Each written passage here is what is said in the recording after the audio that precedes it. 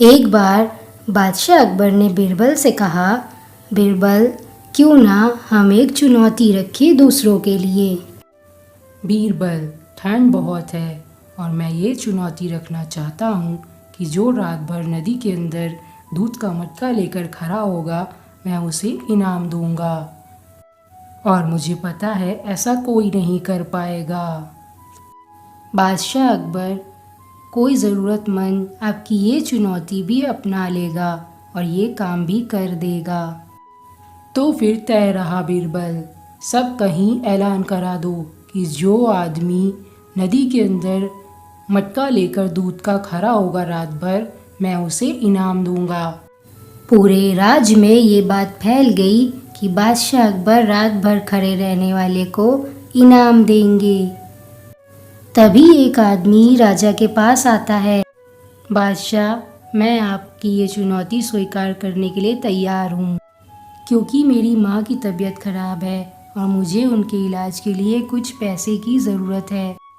ठीक है, तुम्हें रात भर दूध का मटका लेकर नदी के अंदर खड़े रहना है और एक मिनट के लिए भी नहीं हटना।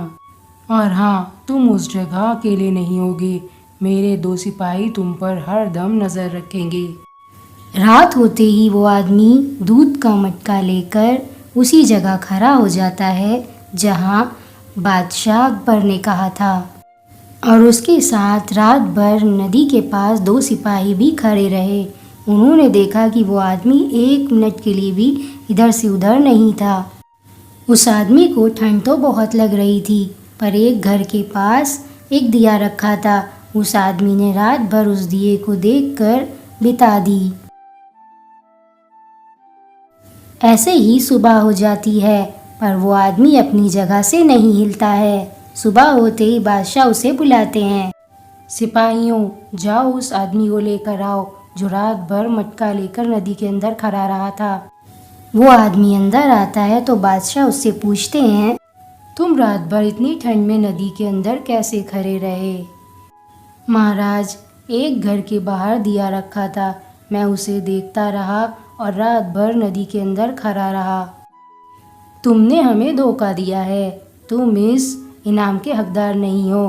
तुमने उस दिए को देखकर रात भर बिताई है, तुम्हें उस दिए से ज़रूर गर्माहट मिल रही होगी, तभी तुम रात भर नदी के अंदर खड़े रहे। अब तुम जा सकते हो। ये सब सुनकर वो आदमी उदास होकर वहाँ से चला जाता है, पर बीरबल को बादशाह की ये बात बिल्कुल भी पसंद नहीं आती है। सोचा था माँ का इलाज कर पाऊंगा इस इनाम को जीतकर, पर अब कुछ नहीं हो सकता। बीरबल उस आदमी के पीछे आते हैं और उस आदमी की सारी बातें सुन लेते हैं, और वो ये देखकर बहुत दुखी हो जाते हैं कि वो आदमी सच में ज़रूरतमंद था।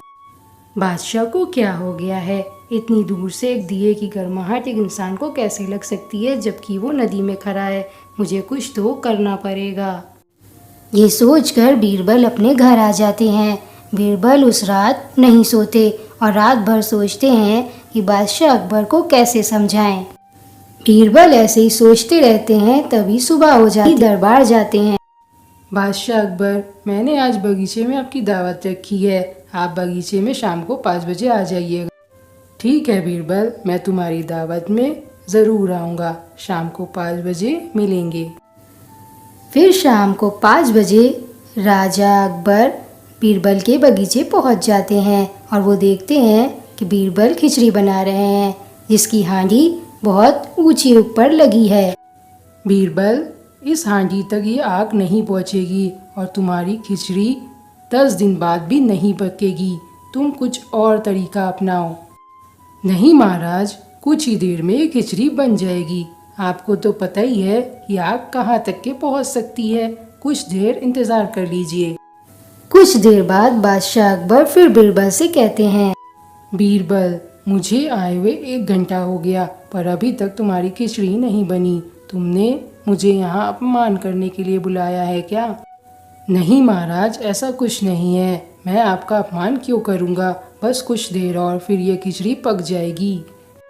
ऐसे ही रात हो जाती है और बादशाह अकबर गुस्सा हो जाते हैं और उठकर खड़े हो जाते हैं और बीरबल से कहते हैं, बीरबल, ये क्या तरीका है? क्या तुम्हारे यहाँ मेहमानों की यही इज्जत है? मैं कब से यहाँ बैठा हूँ, पर तुम्हारी खिचड़ी है कि बन ही नहीं रही, और ये आग खिचड़ी तक नहीं पहुँचेगी। मैं तुमसे कब से कह रहा हूँ, पर तुम तो जिद पर अड़े हो। क्यों नहीं पहुँचेगी महाराज?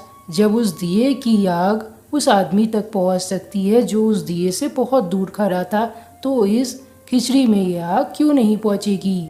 हम समझ गए बीरबल कि तुम क्या कहना चाह रहे हो। कल तुम उस आदमी को सुबह बुला लेना, हम उसको इनाम देंगे। सुबह होते ही बीरबल उस आदमी को बुला लेते हैं और बादशाह अकबर उन्हें इनाम दे देते हैं।